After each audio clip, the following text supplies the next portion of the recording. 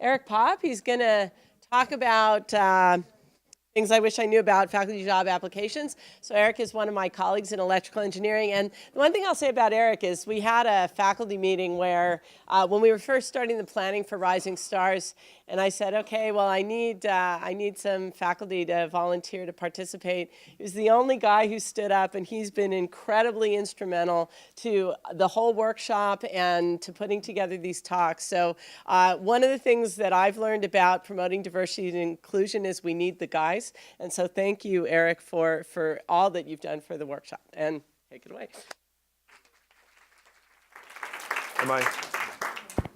I'm on. All right, thanks. All right, well, it's a privilege. By the way, thank you, Andrea, for the nice introduction. It's really a privilege to be here today. So let's see, I will tell you, I guess I have about an hour. I want to tell you a few things that I wish I knew when I was a graduate student. I actually didn't embark on this faculty job career until pretty late as a graduate student. My 4th year in graduate school is when I sat down with my advisor. I was here at Stanford, actually. And I said, what would it take to be a professor? And he said, well, you need to look at websites of young academics to see kind of how they got there, right? So I started doing that at the time. But it was pretty late. In fact, I wasn't even sure I was ready for a PhD program when I came to Stanford. Anyway, so lots of mistakes, lots of missteps that I've made. You'll hear about some of them. I did a few things right. And let's see, like I said, actually, I'll show you that later. In terms of what we're going to try to do here for the next hour or so I'm keeping an eye right there. I have until, I think, 11:15.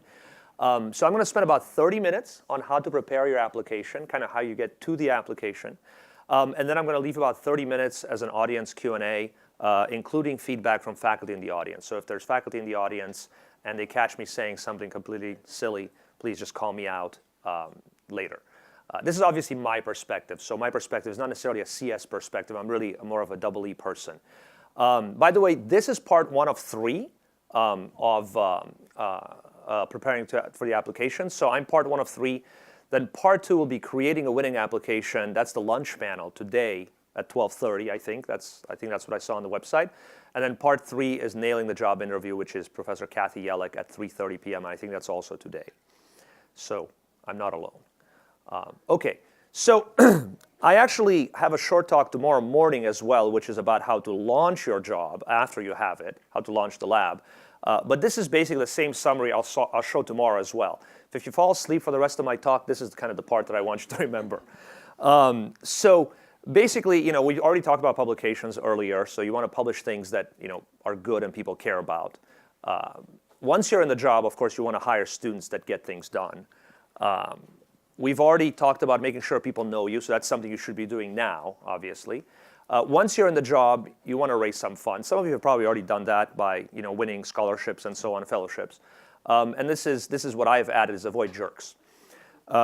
So there's not a lot of jerks in these fields, but sometimes it's nice to not be able to be able to just say, look, I don't want to work with that person or something like that, or I don't want to hire that student because that student's kind of mean.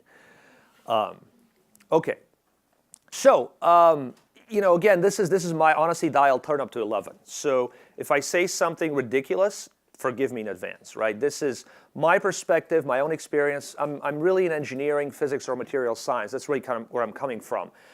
CS is a little bit different than double E. So again, if there's CS faculty in the audience, please call me out on more CS-oriented things. But you will hear from Professor Kathy Yellick later today, and she is in CS, right? So you'll kind of have both views. Keep in mind that every department, school area is different, okay? And also keep in mind, for example, I know in computer science, some conferences have, 10% acceptance rate. It's very, very difficult to get into. If you're in physics, physicists, they love physical reviewed letters or nature physics. This is the thing. That's where the Nobel Prize papers are, in general. So that's something to keep in mind. Just my own background, so you kind of understand why I refer to me being English as a second language speaker. I moved from Romania to the US. Actually, I should correct this. It was actually November of '92, so it was exactly 25 years ago that I came to the US as a high school student. And my English was about as good as my French is right now, which is not to say, not very good. And I kind of bounced around the country, MIT undergraduate, Stanford PhD, postdoc, Intel, went to University of Illinois as a faculty member for 6 years, and then somehow 5 years ago I gave a faculty interview in this room again. Actually, I defended in this room in 2004. I gave my faculty job interview in this room in 2012, and now I'm giving this talk here today. This might actually be only the third talk I've given in here, now that I think about it. So I've been back at Stanford for 4 years as an associate professor in EE. Okay, so I think this was actually very much mentioned in the previous panel. Make sure you get into this because your heart is really into it. For me, I think this is the best job in the world. You have flexible hours, which to me is great. Some mornings I can wake up at 10 a.m. Some mornings I really do have to wake up at 7 a.m. Sometimes I would go. Maybe I shouldn't admit this out loud, but if I teach Tuesdays and Thursdays, that means on a Wednesday in the winter quarter, I can go snowboarding with a friend up in Lake Tahoe. Literally for one day. I wake up at 5 a.m., we're up on the slopes at 9 a.m., this is a friend from graduate school, and then we're back by 8 or 9 p.m., right? I can do this as an academic on a Wednesday. I'm not kidding, I've done it. So I did this, not a lot, but it's getting a little bit harder to find friends to do this with, but there's a couple. I get phone calls. Hey, you want to go this Wednesday? Okay. All right. So you can work on whatever you want as long as you can fund it or find students to work on it and whatnot. Obviously, you really need to enjoy working with students, right? So if you don't like students, if you don't like people, you probably shouldn't be in this job, right? Enjoy working with other faculty, industry, government labs. Of course, this comes under the liking people part. Okay. So these are the things that I really love up there. The things that I have to tolerate are, writing these 15, 20-page proposals, which it will get better. When you start out, you're writing your first proposal from scratch. It's a lot of work. And in my case, my first proposal, I spent 2 months on it, and then it got rejected. And so that really hurt. I think it was Ada Poon or somebody who was just sitting here who mentioned, you got to get used to failure. I haven't failed nearly as much in my life as I failed in the first 3 years as an assistant professor, like a lot, right? Because up until you're done with graduate school, your papers kind of get accepted, you kind of have straight A's, you get that fellowship, right? But then you're an assistant professor and you fail, and you fail, and you fail, and you fail, and you fail. And you realize, my skin has gotten thicker, it's actually probably okay. But my first proposal really stung because, 2 months on it, you got rejected, so anyway. But then the next proposal was cut and paste, and I changed only the things that I really wanted to change, and things were much better. Some people don't like this, but one of my colleagues says, you have to tolerate being able to go to Washington, D.C., or to companies and literally rattle a tin cup, and say, hey, can I please get, $300,000 because I have this idea, I need to fund a graduate student for a few years, and this was really going to change the world or something like that, something along those lines. You need to do some self-promotion and networking. When I was an undergraduate, I think I was telling Andrea this story. When I was an undergraduate at MIT, I was a physics major. I thought networking was only for business majors, right? But later on I realized I'm actually a fairly extroverted person, and for me, networking is just something I guess I do without realizing it, right? Like I don't feel strange doing it. I just talk to people at conferences. Hey, what is that poster? What are you working on? What does that do? Elevator speech, all these things, right? So I don't think I do self-promotional networking, but then I realized because I'm an extrovert, it kind of happens. So some other things to keep in mind. You probably already know this. Resources and space vary greatly between schools. I don't know what the top end schools is in your field, but there's certainly, as you can imagine, most students will gravitate towards the top end schools in your field. So if you're not in that top end, then of course the graduate students and postdocs you're going to be able to attract to your group are going to be a little bit weaker, right? So those are all things that are going to affect the way you launch your career. I'm still sort of going about, these are obviously things before, but just something to keep in mind. And by the way, if I have asterisks like that, usually that means it's very area specific. So it could be CS versus EE or something like that. Okay, so what I've been told for graduate students, or at least what I thought for graduate students, is generally you will not get a faculty job at your PhD alma mater, right? The fact that I'm here is because I went away for many, many years. I was told literally by somebody interviewing me said, we brought you back because you don't smell like a Stanford person anymore. Like those were literally the words that somebody used. I said, great. Okay, I smell like cornfields because I was in Urbana-Champaign for 6 years. Okay. I know of a few cases that were hired at Stanford, but in a different department. Okay, so they were in double E, but then they were hired in Bio E or in radiology or something like that. So there are, obviously there are exceptions, right? Again, very much from my perspective, just kind of, when I was a graduate student and I was looking at, what graduate students who were starting to get faculty jobs look like, they had somewhere, they had probably more than 5, less than, a few dozen, like a dozen journal papers, conference presentation papers. Again, I'm putting numbers, but these are, keep in mind, this is very area specific. So this is kind of my area, which is solid state devices and semiconductors and so on. It's always nice to have collaborations, so you don't have to be first author on all your papers, right? If you have a mix of first author papers and co-author papers, when we're on a search committee and we look at this thing, we say, hey, look, this person can collaborate. That's nice, right? Usually more is better, but like somebody said earlier, this is not really a numbers game. It's, you have to have sort of something that establishes credibility as a researcher, but we really want quality, right? So that's really where it's at. I mean, without a doubt. It's important to obviously kind of be aware what journals and conferences you publish in, right? Sometimes I see resumes, which I think is a good idea, especially if they're out of my field. I like sometimes resumes that will say, this conference had a 10% acceptance rate, and check it out how many papers I had in it, because I don't know all the conferences in all the fields, right? If you're talking about journals, it's a little bit easier to look up the impact factor. These things are published. Okay, for conferences, I honestly don't know what the acceptance rates are unless somebody tells me. For journals, I can look it up, so I know that Nature and Science, have 30-some impact factor. That really means lots of people, lots of eyeballs, basically. Make sure that people know you, but it's also important which people know you. I got the interview at Urbana-Champaign when I went there 10 years ago, basically because people knew me from conferences. I was always the guy going up to these professors from Urbana-Champaign at conferences asking questions, basically. So they just knew me. They basically said, hey, you should apply. Who, me?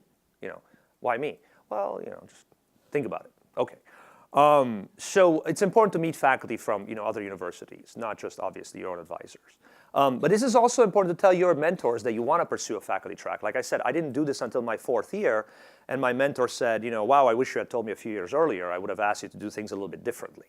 And I went, okay, well, I didn't think about it, right? So, if you're, you guys are here, so I think this is all these, you probably check all these boxes already. Okay, this is a little bit old, but I just kind of put up the impact factors. If you're not familiar with this, just kind of how journals are ranked, go to Web of Knowledge or Scholar Google.com. Don't worry too much about this, but what I tell my students is, a lot of our papers go in the Journal of Applied Physics, for example, or IEEE Transactional Electron Devices. Those are actually, there's some very, very important papers in there, right? So ultimately, it's the quality of the paper that matters the most, right? Not the fact that it was published in Nature right next to a paper on, some new discovery in archaeology or something like that. But it's nice to be aware of these things. This is another thing that I tell my students is I say, look, there's certain topics, for example, high temperature superconductivity in YBCO, this field has sort of cooled down over the years. Other fields like graphene obviously sort of got really heated up over the years. So again, you guys are probably a little bit more senior to really think about this, but if you're looking for future topics and whatnot, there's lots of resources to look this online. Obviously, you can look up very famous researchers like Professor Millie Dresselhaus from MIT, see how her career went. You can see these things, like online, if you're curious. So all this data out there, and this, by the way, I think I pulled this in 2010, so it's a little bit old, but you kind of get the idea, right? There's a lot of information online, at least in terms of numerical information. It's pretty easy to look at. Okay, so if you're a postdoc, by the way, how many of you are postdocs? Okay, so about at least a quarter are postdocs. So I'm guessing the rest are, advanced graduate students. Okay. So for postdocs, you may get a faculty job if you're a postdoc institution. This has happened. Again, maybe in a different department, because most of your training came from somewhere else. The department is likely to say, well, she doesn't necessarily smell like Stanford as much, so maybe we can interview her. Now, another thing that I learned along the way is that postdocs used to be required only in pure sciences, right? Biologists do like 5-year postdocs, maybe sometimes multiple, do 2 5-year postdocs, and they don't enter a faculty job till they're 40. In engineering, this is obviously not as common, but what's true is that departments often don't want to hire what I call a one-trick pony, right? If you've only done really one thing really, really well as a graduate student, maybe you're at a disadvantage versus somebody who's done 3 things really well as a graduate student, or 2 things, one as a graduate student, one as a postdoc, right? So as somebody mentioned also earlier, you have a broader range of experience to draw upon when you're writing grants. Like, if this fails, you can try some other idea because you're really trained in 2 different fields, right? So to me, a postdoc is where you learn 1 or 2 more tricks, okay? And by the way, some industry experience can also substitute postdoc experience as long as you remain, in my opinion, visible when you're in industry. If you go into industry and you disappear and nobody sees you for 3-4 years, then when you contact your advisor saying, hey, I want a reference letter, even your own advisor might say, well, gee, I haven't seen you in 4 years. I mean, my letter's going to be 4 years out of date, but I'll write it. What am I going to do? Right? So anyway, so just, this industry experience, I know there were some questions about that earlier. My own opinion on that, this is my own opinion, is that it can substitute for a postdoc experience, but make sure you remain fairly visible when you're in industry. Okay. Again, tell your mentors of your career plans for postdocs too. I mean, I think it's pretty clear. Take initiative, write some grants. I'm absolutely ecstatic when my postdocs or my graduate students approach me and say, hey, can I help with that NSF grant? Oh my God, yes you can. Let's do it. I don't want to write 15 pages by myself, right? It's a lot of work. Especially as a postdoc, you might as well learn the NSF process or NIH or DOD or whatever it is. And I just use NSF as an example. It's very common for pretty much all of us. You have a 1-page abstract with broader impacts and intellectual merit. You have 15 pages. How do you divide the 15 pages? Somebody approached me the other day to ask me that, and I said, well, you have to write so many pages introduction, so many pages on the research, and so many pages on educational aspects. About 2-3 pages probably for educational stuff, because NSF really wants to see that. I'll get back to the NSF CV because I have some ridiculous things to tell you about that. Then, write more papers. I don't know if you should double your CV in length, but just write more papers, preferably some papers where you can clearly say, look, I mentored a graduate student. I am basically already acting as an assistant professor, right? So you kind of look like the, by the way, I don't know who told me this. Somebody once told me that if you want to achieve the job that is the next step of your career, start behaving like that next step of your career already. So if you're a postdoc, to some degree, you kind of want to behave as an assistant professor. Yeah, you can't really write grants, but you can certainly help your advisor write grants. And you can advise a subgroup in your group, and so that's pretty good. Right. Okay, so this is just kind of a summary of how to prepare. Again, write good papers that people care about. Don't write papers that nobody cares about. I don't know how to put it a different way. There's lots of things you can write. There's a lot of papers that get 0 citations, right? Again, I don't want to sort of I don't want to, what's the word, get hung up on citations, but you also want to write papers that people care about, right? Something that was important to me is learning how to write well. I don't claim that I write very well, but I certainly write much better than I did when I moved to the US 25 years ago. I took writing courses. I really did, because I felt my English was just not that good. I felt that my English speech was not that good, so I've taken a few presentation courses. And I worked at the radio station here at Stanford for 4 years as a graduate student. I literally walked into a Stanford radio station. I said, I want to do a radio show. I care about music on the side, but I really wanted to learn how to actually express myself. And somebody asked me recently, when do you think your accent really kind of flipped to sound the way you sound today? And I said it was actually during the radio show. Because as a radio DJ, you're forced to listen to yourself talk. And the first time I put those headphones on, I heard myself on the radio, speaking. I cringed because I realized that I didn't, on your own head, you don't think you sound like that, right? And so for me, again, very personal, but for me, doing a radio show for 4 years, being on the air 3 hours a week, speaking and playing music, was actually really important for the way I think I can communicate right now. Teaching obviously helps as well. Help your advisor write proposals. You can't be a PI yet, but certainly you can offer to help. These 2 things are not taught in grad school, so you really kind of have to do your own thing here. You have to take initiative. You really have to have initiative. Talk. This is kind of taught in grad school. In my group and many groups at Stanford, we actually, obviously we have weekly meetings and people talk and, you kind of learn this. And again, for me being not a native English speaker, for me this was very, very important. Elevator pitch, even if you're a native speaker, you need to learn how to do that, right? And the third thing is make sure people know you. Again, networking helps. I don't like calling it networking. I just like talking to people, period. Because I'm curious what they do. So that's that. So this kind of goes back to what I said earlier in the talk. I asked my advisor in my fourth year, am I ready for a faculty job? And he said, just look at web pages and CVs of recent faculty hires in your area at schools of interest or comparable schools. And I did that exercise later that day, and I realized, oh my God, there's a huge gap between me and those people, even if I extrapolate, because obviously you have to extrapolate a few years. And that motivated me, obviously, on some level, but at the same time, it sort of gave me a very realistic image of when I might be ready. And of course, it depends on your area. That's why you have to look up at people in your area. So if you're in, I don't know, robotics, don't look at my CV because it's just different sort of areas, right? Right. Okay. So when you're applying for the process, right? When you're going through the process, before the interview, this is the slide before the interview. So, my advice on your CV, I've been looking at CVs for a few years. I've been on the search committee last year. I'm on the search committee this year. Some of my own piece of advice, by the way, Andrea, a lot of people are taking pictures of the slides, which is totally fine, but we're going to post them, right? Yeah, we're going to post everything, and also all the sessions are videotaped, so you don't need to worry about capturing what you're seeing, but okay. Feel free to. So, I think they're taking pictures of you. Oh, that's nice. Wait. Great. Okay. So anyway, this will be a line. But now, now I'm embarrassed because, some of the things that I said or I want to say, they're going to go public, right? So, oh, geez. Okay. I guess I think I knew that. Actually, you told me that. Yeah.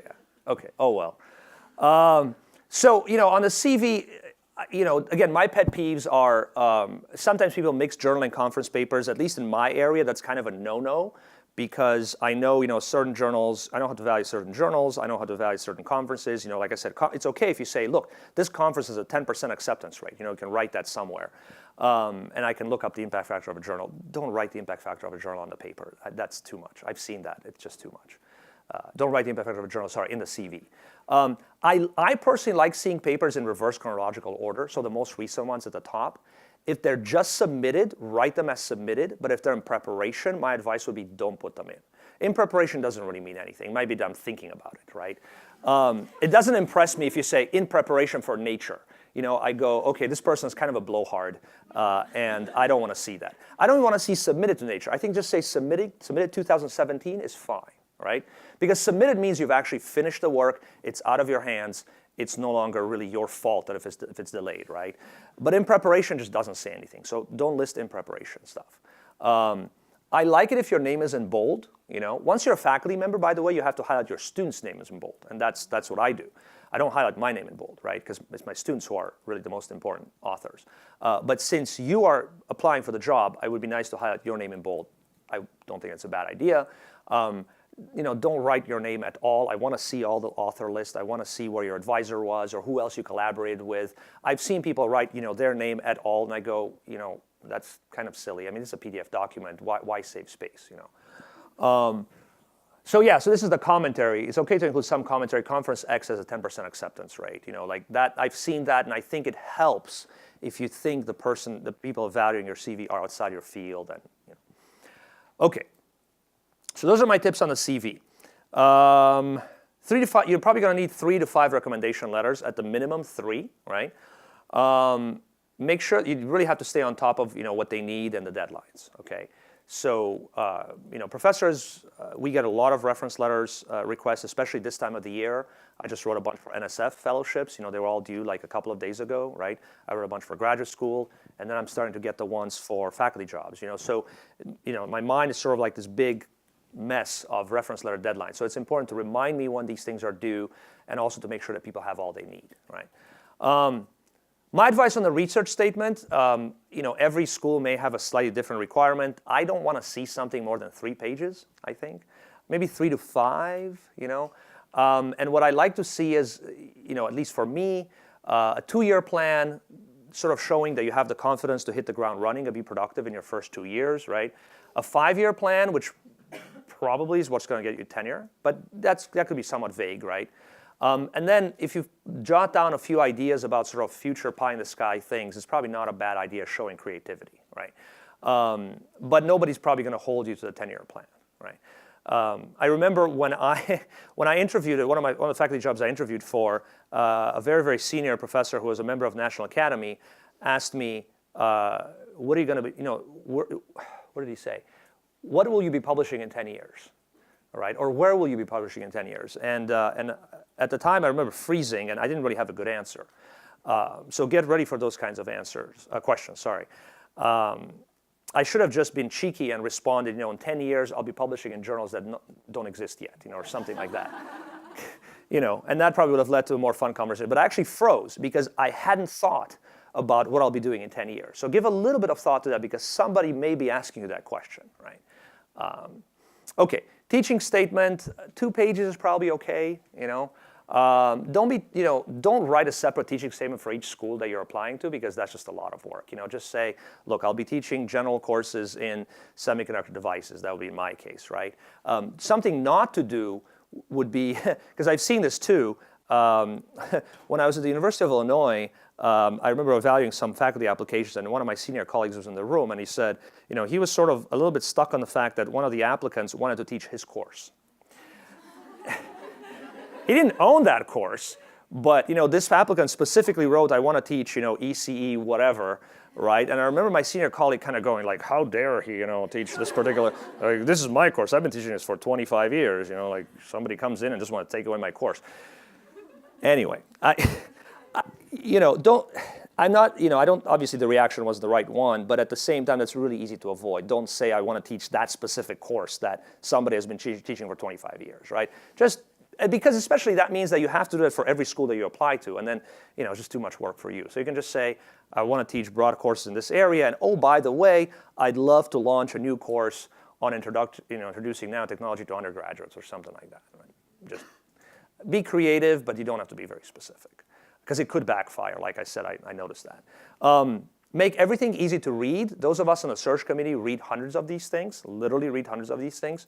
So anything you can do to make our life easier is really appreciated, right? So use figures, to break stuff up. Use bold a little bit sparingly, some headings just to make things easier to parse, right? Because otherwise, it's just a big mass of text. Multiply that by 300 applicants and, how many documents each. You can imagine what happens, right? It just makes our life easier. Right. Okay. During the interview, and I think Professor Yellick will also say something about this. So if you get an interview, congratulations, you made the top 10 shortlist, right? And this is where, I think this is where your social and sort of your talk skills really kick in, because obviously people cannot evaluate that from paper. When you're at the interview, what I say is walk the walk, talk the talk, right? So keep in mind that these people are going to be your colleagues, so be very collegial, don't be deferential, be nice, don't be a jerk, right? If people are jerks to you, just, I guess, ignore them, right? I don't know what else to say. Don't necessarily push back yet, but just ignore them. So obviously you're going to have questions like, hey, your talk is today at 4 o'clock, but today, right now it's 10 a.m. Just tell me really quickly, I can't come to your talk. What are you going to do, right? What I did every time I interviewed is I actually carried with me a paper printout of my slides. So I literally took that out and I started, circling things on it and whatnot. Not even a computer, just literally a paper printout of my slides. To me, that was easy. Another thing is do a little background check on the people you'll meet. Sometimes you interview with somebody from a completely different area. For example, when I interviewed at Stanford, there's always a couple of CS, search committee members, and I did not know necessarily how to talk to them, but I looked up their website and I realized that, one of them, for example, was working on data centers. And I know a little bit about data centers on the energy side because I do energy-related research. So we had a really nice, walking in, I knew that this professor was working on data storage, data centers from the CS side, and we had a really nice half-hour conversation about the energy requirements for data storage. And I hopefully did not come out looking like a clown, So, we found something to discuss, but I only knew that because I actually did a little bit of background check. And by the way, as you'll see probably very soon when you start interviewing, a lot of interview schedules are not ready until like the day before. Like you're literally flying there and they give you the interview schedule the day before and you go, oh, and I'm meeting 20 people and I don't have time to read about them. What I would recommend is maybe 2-3 days before, email the admin who's setting up your schedule directly and say, just send me the incomplete schedule. I know there's going to be holes in it, but give me the incomplete schedule, even if it's 2/3 of people, because then you have 2-3 days to read up about 2/3 of the people. So you can kind of don't walk in completely unprepared. Another mistake that I made in literally my first faculty interview is nobody warned me that I might get questions about lab space. And being European, I don't think in square feet. I think in square meters. And somebody asked me, how many square feet of space do you need for your lab? And I went, oh, well, my dorm room is about this big. It's about 3 by 3 meters. You can see how this doesn't work in real time, right? It's 3 by 3 meters. My bed, this much. So that's about, let's say 10 square meters. 10 square meters is about, 100 square feet, right? Something like that, whatever. Anyway, yeah. It's good to think about that as well. Think about how much lab, especially if you're an experimentalist, right? Think about how much lab space you might need. Good answers are somewhere in the range of 500 to 1,000 square feet, let's say. But the next question will be, do you need shared equipment, or do you need private equipment, or are you okay with shared equipment? And then it's nice to be able to have a conversation about that as well, right? So, by the way, one thing I've learned during multiple interviews is that if you say, there's this $400,000 piece of equipment that I really need to buy, but I'm okay having it shared because it's not just my group that would need it, but there's a lot of people in the School of Engineering that could use it. All of a sudden, sort of the department chair's face lights up because he or she realizes that he or she can probably apply for funds from the School of Engineering for that. So it's no longer double E that's going to foot the bill, right? When you say it can be shared, right? So all of a sudden, there's a much bigger pool of money that opens up when you say, because if you tell your department chair, I need a $400,000 tool in my lab, nobody else can touch it, that's a bit of a scary moment, both for the department chair, right? Because that sounds, especially if you need multiple tools like that. But if it can be shared, it shows that you're a nice team player, and it also shows that, it tells the department chair that he or she can probably go to the dean and say, look, can you please make this happen? Because you have much bigger purse strings over there. Right. Typical startups are about 2 grad students, 2 years, salary for your first 2 summers. It obviously depends on the school, depends on the area, and so on. Some people get over $1 million startup, but again, keep in mind because that number could be divided between the department and the School of Engineering could be paying significant amounts of that too, right? So it's kind of a funny number. If you're a theorist, you're going to get a bunch of coffee and chalk, and you're very cheap, right? So, this 100K probably just includes your summer salary and maybe a couple of grad student support, right? But here's a blackboard, here's a coffee maker, go, right? Experimentalists tend to get closer to 1 million, but again, that 1 million could be, divided, unevenly between the department and the dean, right? Right, okay, what else? So when you're giving a talk, by the way, a couple of things about giving the talk. I think it's a good idea to reach out to your host to find out the details and the expectations. Every school is going to be probably slightly different. Here at Stanford, and the talks that I've given, usually they give you about 50 minutes, of which I would say about 40 minutes on past work, 10 minutes on future vision, something like that. Keep a good and even energy level. In my case, I remember my talks were always at 4 p.m, all the faculty talks I've given. So, but I've had like 8 conversations before that. So I was exhausted by 4 p.m. So what do? I carry like a little Milky Way bar or something with me to basically just eat before my talk. So I just kind of get my sugar levels back up. Something, different things may work for different people. Not coffee. Coffee will actually make me probably a little bit too hyper. In the talk, I think it's the talk, can be a little bit like your defense, at least the 40 minutes. The 10 minutes future vision obviously is different from your defense. But it's a good idea to go deep, to impress a few experts in the audience. But at the same time, you really need to stay broad to keep the rest of the audience from falling asleep, right? And remember the rest of the audience that probably 2/3 of the search committee or even more, 3/4 of the search committee are not in your area, right? And they're not even close to your area, but they need to be like excited. You have to excite them and the rest of the faculty and so on. Never ever go over the allotted time. If they say 1 hour, make sure, and that includes, questions, 50 minutes you should talk, no more, right?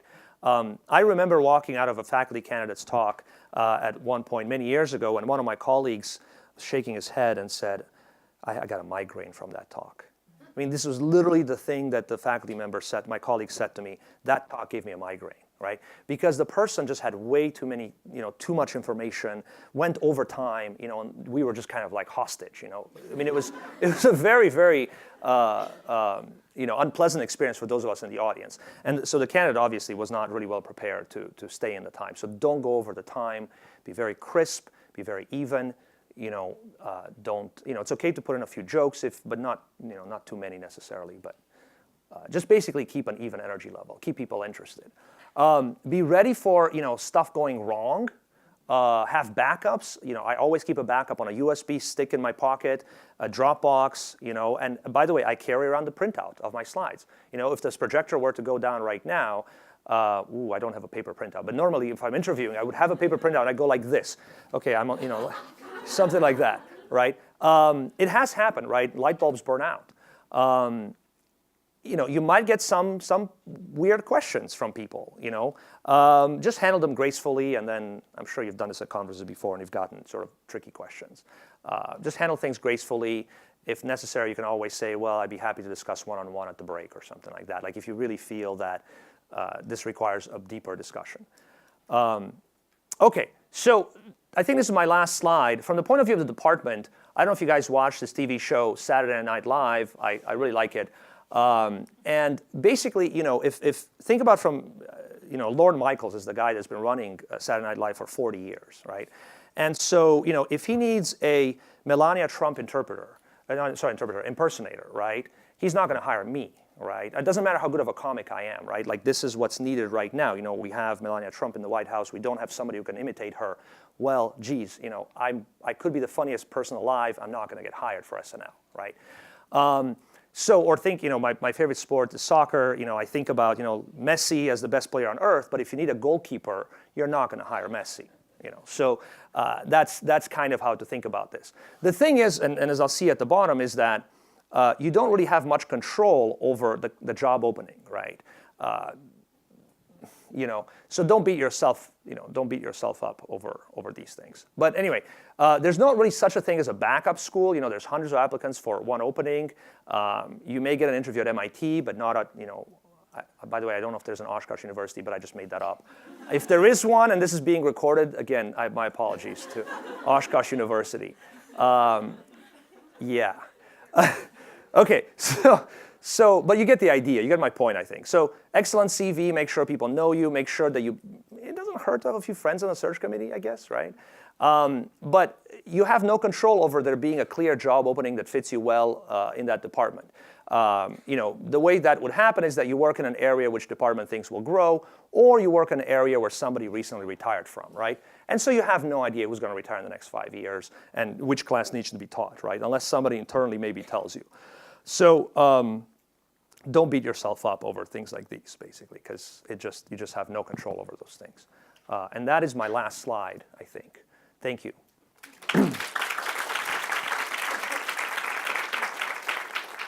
So we've got 20 minutes, right? 20 minutes for Q&A and for other faculty in the audience to tell me what I missed. Questions? Yes, here. During the talk that you give, yes. Should you only be talking about what you did during your postdoc? Should you mention your PhD work?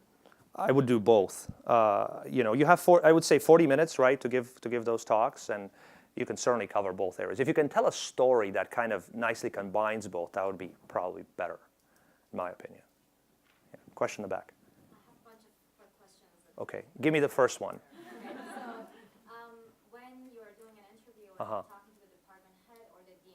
Yeah. What are the questions you're supposed to be asking? Space, vision about the department, how are young faculty nurtured and mentored? Anything else? Is teaching important at all? Yes, of course. Yeah. Yeah, you should ask about teaching. I mean, yeah. I mean, there's different questions you probably ask during the interview and different questions you ask after you get the job offer and you come back for the second round kind of thing. Yeah, teaching is certainly, I mean, certainly you should ask what are the expectations for teaching, right? By the way, most of my vision or my ideas here are about sort of research-based, faculty jobs, but certainly teaching is an important part of it, and we'll get to the teaching part, I think, a little bit more tomorrow. This is just really preparing for the interview. But asking questions about teaching is obviously a good idea. In fact, I can tell you that when I was interviewing, somebody brought up my teaching experience, and I said, the first thing I said is, look, both my parents are teachers, so the genes are there, right? My parents are French and English teachers, by the way, so I have a little bit of an unfair advantage with those languages, but they have strong Romanian accents, right, my parents. But the second thing that I said was that, I've been TAing since I was in senior undergrad, right, and I can refer to all this teaching experience and all those things, so I think that's not a bad idea. Just, yeah. Yes, Andrew, sorry. I'll add one thing. Your interview talk really is your teaching showcase.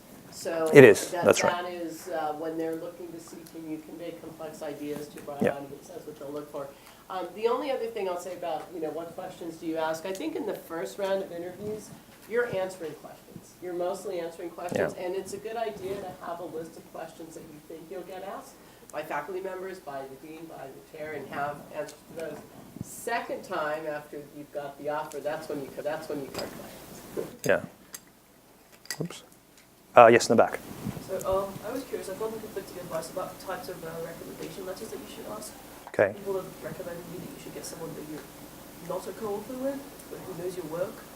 Junior versus senior faculty advice. I'm just curious on what your take on it. Well, no, I mean, co-authors help, obviously, right? Because they can write more eloquently about you. I don't know about the not a co-author. That seems a little bit strange to me. I mean, if you're really running out of options, then you could probably maybe go there. But what do you think? People that know your work the best. So, I mean, it can be nice to have a non-co-author just because it's like a neutral person if they're going to say glowing things about you. But if you're not sure what kind of letter they're going to write, then it's risky to ask them. And I recommend my students, they ask the people that they're before they put their name down. Are you going to write do you feel comfortable that you know me well enough to write a strong letter for me? So I think, and senior faculty have more impact than junior faculty, but really at the end of the day, who's going to write the strongest letters for you is the most important criterion. Yeah. Moses, do you have anything? Yeah, so I wouldn't necessarily restrict to co-authors. I think the key is, who can write a strong letter for you. But this is also an issue that we will probably touch on briefly in the next panel. So stay tuned. Yeah, save some questions for the lunch panel. Okay, here in the front. So thanks for your talk. This was really informative. Thanks. So you mentioned two things Yeah. that we should try to do, but I'm not sure how to signal these. One was help write grants. So I've helped my advisor write grants, but I'm not sure if I'm supposed to put that in my CV or how I'm supposed to tell the search committee about that. And also writing a paper with a grad student where you're basically mentoring them as a second or third author. How do you signal that? So, just speaking for myself, I dropped those hints in my research statement. Because I reserved, I don't know, some portion of my research statement at the end where I basically said, look, I already have experience writing these grants because I wrote them with my advisor. And look, I already have this experience mentoring a student because I did that, right? So that's where I put that stuff, not in my CV. Some people may put them on their CV. I don't think that's necessarily a bad idea. But I just found a little paragraph's worth of space to put them in my research statement. Or maybe the mentoring went into my teaching statement. I don't remember. Because teaching, by the way, doesn't just mean classroom teaching, right? It also means sort of broad, sort of hands-on, lab-based teaching. Let's get a question sort of from this side. Yes? So let's say if you're looking at the application package, what's the first thing you will look at? And also how much time you spend on research statements and teaching statements on average? You mean as a reader on the search committee or as you? I mean, once, if you've made like the final cutoff, I mean, we pore over every comma and every underlined sentence pretty carefully, right? We show, we go like, look, her advisor wrote this amazing thing right here in the second paragraph of the letter. Look, she's better than the former student who has a Nobel Prize, right? So we read them very, I mean, at the beginning, obviously, when you have 200 applications, we kind of do a few cuts, right? And then we kind of get down to maybe 20, 30 that get really, really closely read by multiple people, right? What are those cuts, if you might ask? Like a screening process, how does it go? I mean, I think the CV would probably be the main thing we look over, right? The CV would probably be the main thing that sort of gets looked over. But, I think it's, and maybe Andrea has more comments because I think you've been on many more search committees than I have, right? No? Okay. I've only been on really 2 formally. But no, I mean, the CV, I think the CV is sometimes, people sort of just apply in a bunch of places. And I think the first half cut is really easy to do. Beyond that, it gets harder, right? And beyond that, internally we might know, I mean, we have a broad area search, right, let's say, or whoever has a broad area search. But, if you don't have a broad area search, then you're really looking at, let's say, robotics, right? And you're like, I'm just going to look at robotic CVs. But most universities, I think, have broad area searches, right? And then you kind of try to get people in multiple areas. Sometimes, we put up the broad area search, but internally we're thinking, wow, we really want somebody in this area, but that's not publicized. So, I mean, it really varies from year to year, university to university. But I think the first cuts will be done based on CVs, mostly. And, obviously we'll look at the reference letters too. But once you're in the top, 30, 40, things get read really closely by many. And even at the beginning, things get read by multiple people. Yes? So 2 questions. First, you mentioned the CV research and teaching statement. I've seen the applications a lot of cover letters. Oh, yeah. Sorry, I didn't mention that. I just forgot. Go ahead. What do you recommend that goes in there? Is that important? Those are usually optional. I mean, I think my cover letter was basically just a highlights of my research and teaching statement. I'm interested in this job because, by the way, you could probably drop a few names in there. Like you could say, hey, I talked to so-and-so in your department. This is why I want to apply. I don't know. I personally would focus on the CV and research and teaching statement much more. But if you could make the cover letter be sort of a summary of those things, it doesn't hurt, right? I think it's okay to duplicate some stuff. I wouldn't put things in the cover letter which are sort of only in the cover letter, right? Uniquely there, right? Because I think most of us will look at the CV, research and teaching statements in that order. And and the reference letters, of course. Yeah. What's the second question? The second question was about references. Yeah. You mentioned like 3 to 5. If you have like 3 very strong ones and you have a couple that were not so strong, not because it would be bad, but maybe because they're from junior faculty or people who haven't interacted with you so much, is it better to do all 5 or better to stick with 3? Depends on how many schools are asking for. I think most schools require at least 3, right? So, if they say 3, but you can add 2 more, I mean, I think that might be okay, but at least obviously the 3. I don't have a good answer, sorry. I would just say that a letter that isn't really strong is going to hurt you more than not having that letter. So if there's a minimum of 3 and you think you're only going to get 3 strong ones, there you go. then have 3. But it's hard to judge, and I think that's part of having the conversation with the people that you're asking for letters, really being frank with them and saying, well, you don't say, do you think I'm a great researcher, but do you know my work well enough to write me a strong letter? You give them an out, but they may not know it well enough without insulting your work. But I think that more than 3 is a good thing, and so all of you should be thinking about early on, long before you ask people who would use those letters. Question here. Thank you for the great presentation, really helpful. So my question is, how do the search committee vary the industry experience? Also, for long term, how much do you think industry experience will help us after you get started? I mean, again, there's lots of faculty members both at Stanford and other places that have industry experience, right? I think that's usually, quite valued. But again, I think I'm going to go back to my comment that I made earlier, which is, if you go into an industry job and you sort of disappeared, from the world for a few years, that's not necessarily going to help you, right? When I interviewed for my first faculty job at University of Illinois, I remember receiving comments during the meeting. I actually had a one-on-one meeting with the search committee, me, a chalkboard, and like 10 people. Pretty scary stuff. But they, somebody literally made the comment out loud, like, look, it's nice that he worked at Intel, he did a postdoc, and he did, he was a graduate student at Stanford. Because I kind of had 3 different tricks, as a pony with 3 tricks, I guess, at that point, right? Something like that. So they appreciated that, right? But then again, I only spent a year and a half at Intel.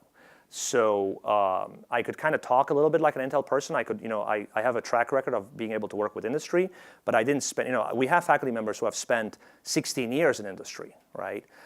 They even became, IEEE fellow before coming back to academia. So I've seen both, But I think invariably it's safe to say that those people who spend 16 years in industry and then they join a faculty career, I think those were highly visible industry people. Like I said, they were IEEE fellows, and so on. Like they made it, pretty visible.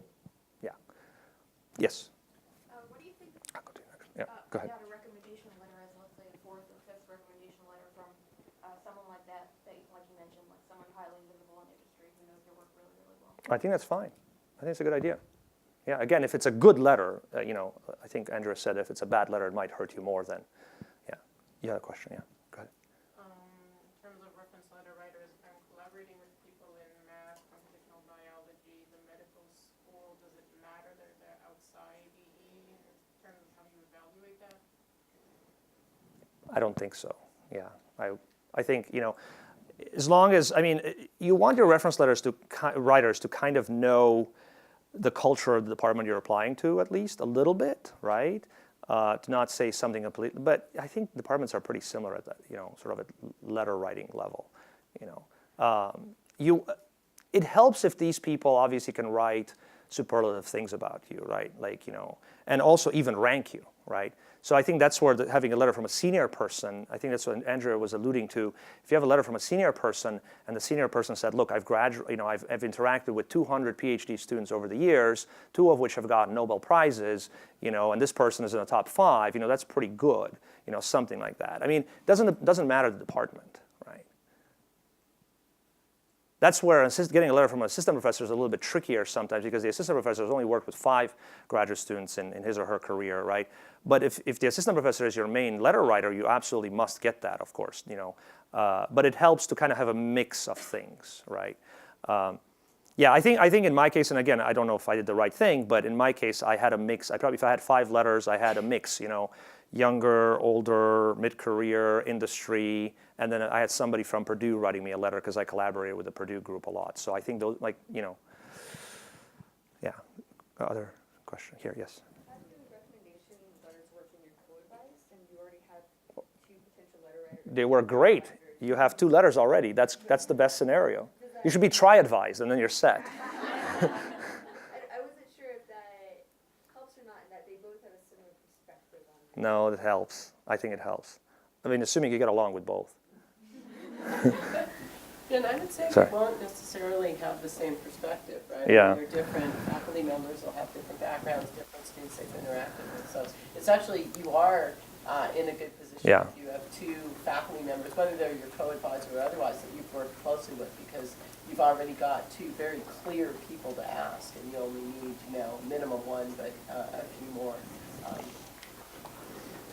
So another perspective on this is, I've heard some colleagues say that they tend to disregard the advisor letter because they know that the advisor is going to review the students strongly. So I think it's great that you have 2 letters in the back, but you should also look for additional people who can say strong things about you. Yes, Barbara. So the second visit, Yeah. what should you be doing to prepare for that one? And what questions should you make sure you ask? So the second, is that going to be covered later, or is that, I'm just trying, I don't want to be redundant, but I can give you my, Yeah, I don't think there's any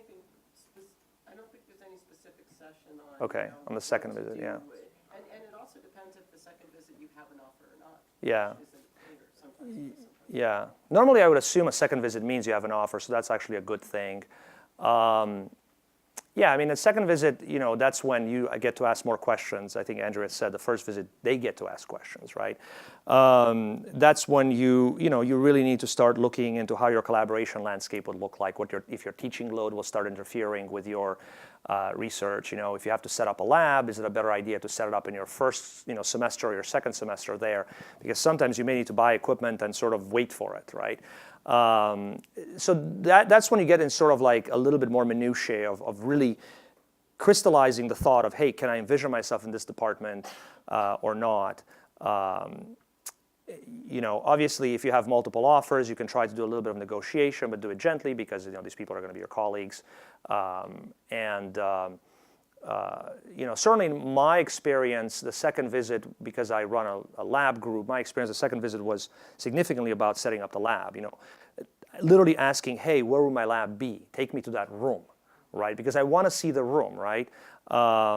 And I don't want them just saying, oh, we'll take care of it, right? That's a little bit vague. I actually want to see the room if possible, right? Meet with people who are maybe putting together a teaching schedule, so you kind of even get a feel for that. Maybe I can add something. So what Please.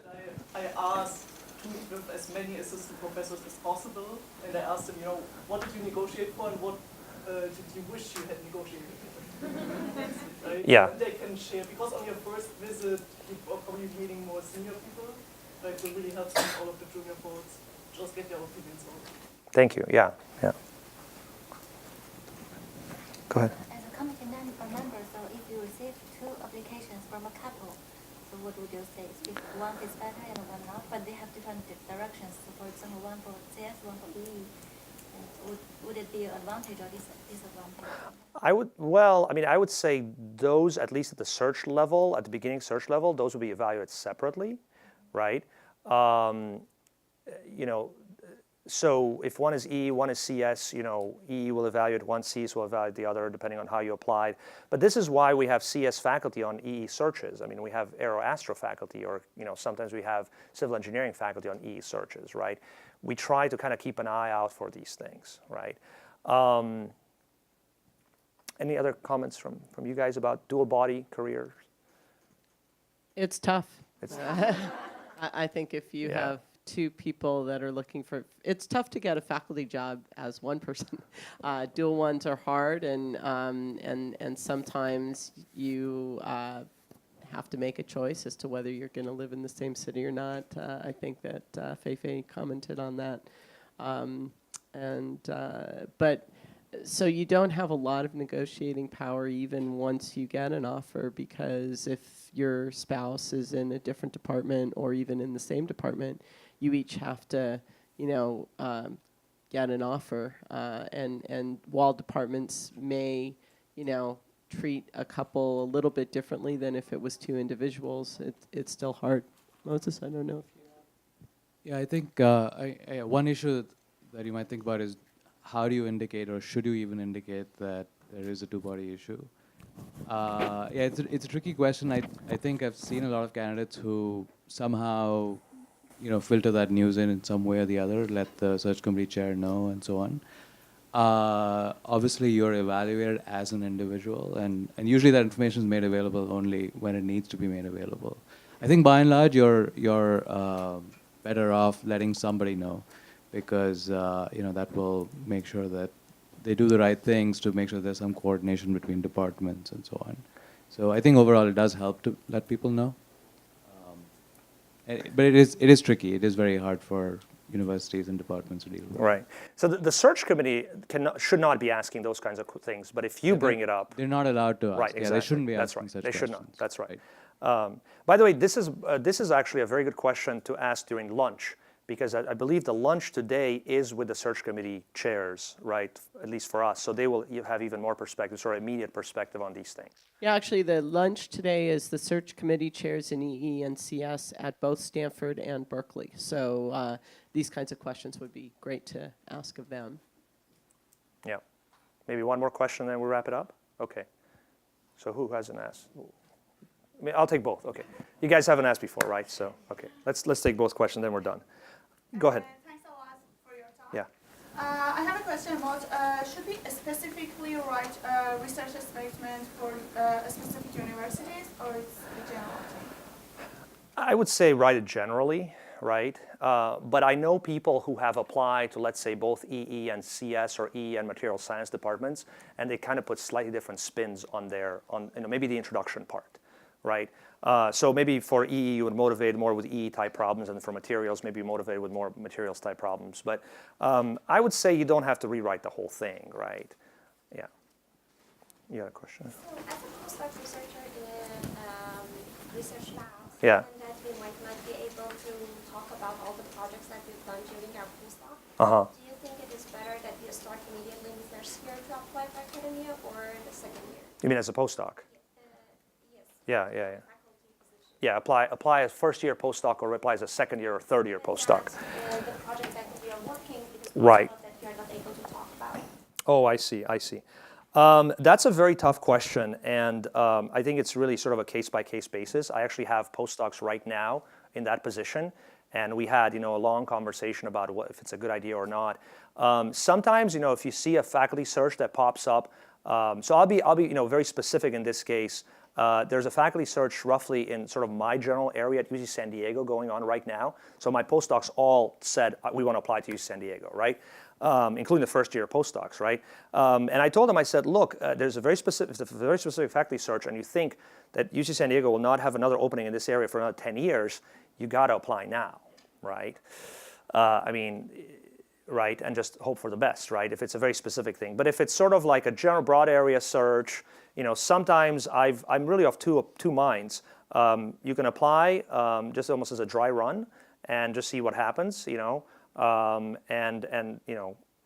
sometimes you get lucky, right? Talking to your advisor, obviously, or advisors helps because they may have inside information, from these schools. I always run into people at conferences and they always say, hey, yeah, we have a broad area search, but actually what we're looking for is this area that you happen to be working in, and okay, great. But sometimes these things are not listed. I don't know if you have comments about first versus second year postdoc applying for. Timing is, Yeah, so I get that question a lot from my postdocs, and I kind of echo what you said, that first of all, being able to span multiple years on the faculty job market helps because each year there can be specific jobs at specific schools. On the other hand, you're not as strong an applicant when you're just starting your postdoc because you're competing with the people that have been out a couple years as postdocs, and yet you're not just a PhD student, which is a different category. So I think caution and really thinking carefully about, is this a unique opportunity? The other thing to think about is if you apply to a school, say a school like Stanford, we have a broad area search every year. If you apply one year and you don't make it into the top, or even if you make it up there but don't get the faculty job, you will not be interviewed the next year. So you are kind of shooting an opportunity with the school if you apply when you're not in a strong position. So I think it's a tough decision, and I think it's good to talk to your mentors and advisor about that. Moses? Yeah, I think another issue of timing is it's good to strike when the iron is hot. So, if you've had a particularly good run with publications or you have some major result that's getting a lot of traction, that's a good time to hit the market. Don't wait. I think it's you can go ahead and apply. Okay, so I'd like to thank Eric very much. You're going to hear from him again tomorrow.